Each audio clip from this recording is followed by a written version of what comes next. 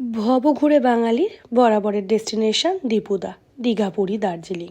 হ্যাঁ, তো আমার ক্ষেত্রেও দীঘাই, অন্যথা হবে না। তো চলো রুম ট্যুরটা করিয়ে দিই। এটা হলো আমাদের সব থেকে প্রায়োরিটি পায় আগে, যেটা হলো ওয়াশরুম। একটা রুমে এসে বিছানা রুম যাই হোক না কেন, আমাদের কিন্তু একটা ভালো টয়লেট অবশ্যই প্রয়োজন বা একটা ওয়াশরুম প্রয়োজন। তো ওয়াশরুমটা কিন্তু এই হোটেলের একদম tip top, neat and clean, just আমার কাছে 5-এ 5। তো তারপরে চলে আসলাম রুমে।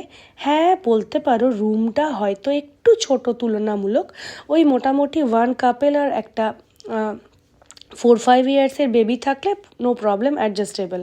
তো এই দেখো র্যাক দেওয়া আছে, এখানে চাইলে এক্সট্রা পিলোও তুমি পেয়ে যাবে, আর ব্ল্যাঙ্কেট দেওয়া আছে। যেহেতু হোটেলটা ফুল এসি, এখানে কিন্তু কোনো নন এসি রুমস নেই, ফুল এসি।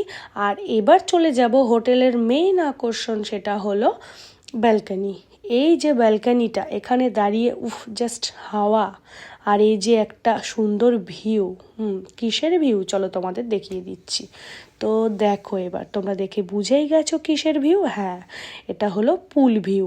তো এই যে পুলের এই যে ভিউটা, এই ব্যালকনি থেকে দেখা, জাস্ট অসাধারণ।